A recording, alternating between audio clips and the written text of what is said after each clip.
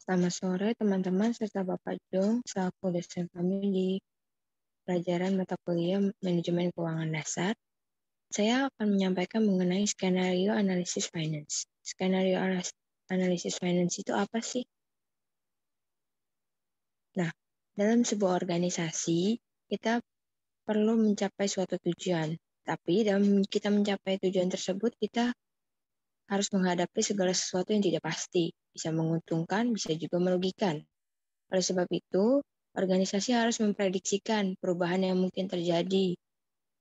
Misalnya perubahan yang dapat menguntungkan atau menghambat organisasi supaya ke depannya dapat lebih lagi mengendalikan serta menghadapi suatu tantangan. Bagaimana kita menghadapinya? Oleh karena itu, kita harus membuat skenario analisisnya. Nah, saya akan membahas mengenai skenario tersebut dan saya akan mengambil suatu case. Yang pertama adalah saya memiliki kesulitan dalam memanage keuangan bulanan saya, di mana ketika gajian saya akan menghambur-hamburkan uang. Lalu ketika awal bulan saya sudah merasa kesulitan dalam keuangan, di mana hampir seluruh gaji saya sudah habis. Menurut pendapat Anda sebagai financial officer, apakah langkah yang harus saya ambil? Nah, saya sebagai financial officer akan menjawab seperti ini.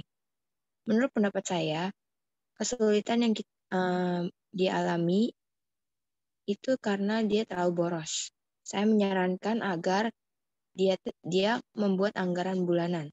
Anggaran bulanan itu digunakan untuk mengetahui anggaran belanja kita, terus pengeluaran kita secara keseluruhan.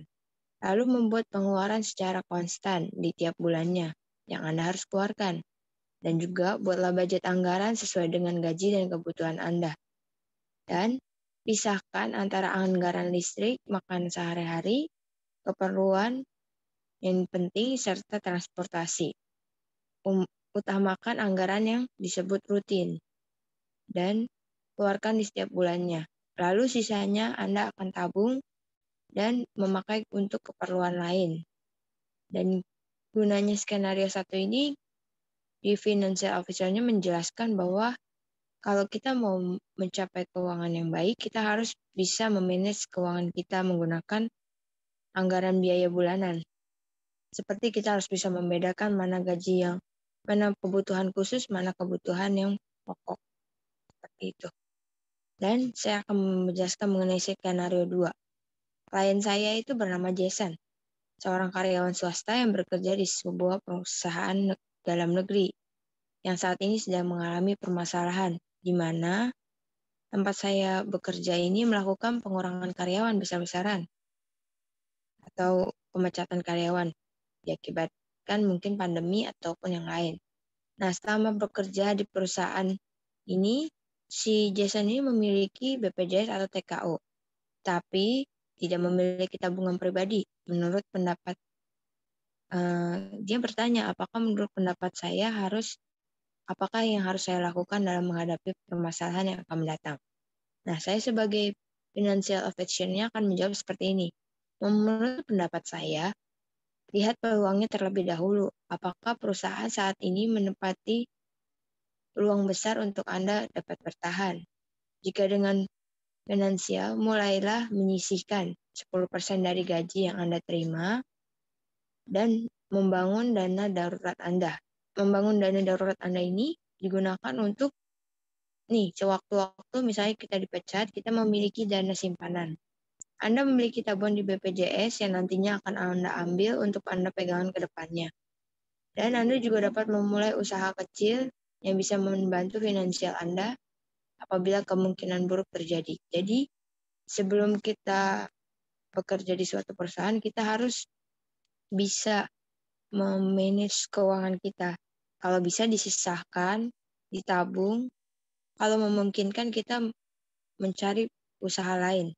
Misalnya membuka usaha kecil-kecilan atau tambah-tambahan break. Apapun itu untuk membantu masalah keuangan kita. Dan yang terakhir, saya akan membuka skenario 3, yaitu klien saya bernama Martha, mahasiswa tingkat akhir yang mengambil mata kuliah, PKL atau skripsi.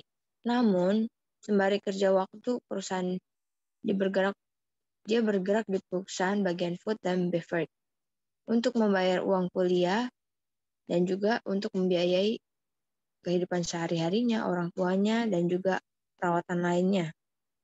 Nah, menurut pendapat kami sebagai advisor gimana? Nah, itu dia bertanya seperti itu. Dan kami akan menjawab, menurut pendapat saya sebaiknya Saudara Marta melihat apa yang menjadi urgensinya terlebih dahulu dan menjadi peluang ke depannya. Jika memungkinkan, saudara untuk cuti mengambil semester terakhir saudara sambil mengumpulkan uang agar perkuliahannya dapat fokus. Jadi kalau kita kuliah sambil merawat orang tua, sambil bekerja itu dianggap kurang efisien. Oleh sebab itu, saya menyarankan agar cuti terlebih dahulu, agar di tahun selanjutnya Anda dapat bekerja penuh untuk membiayai pengobatan orang tua Anda dulu. Setelah keadaan membaik dan memungkinkan, saudara kembali melanjutkan kuliah tanpa ada gangguan sedikit pun.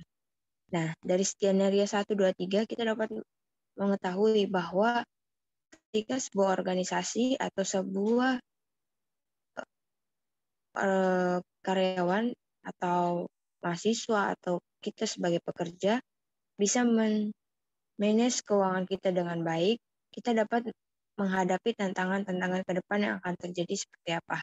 Misalnya tantangan seperti pemecatan tiba-tiba atau banyak hal lainnya yang bisa diatasi. Nah, demikian presentasi dari saya. Terima kasih. Tuhan berkati.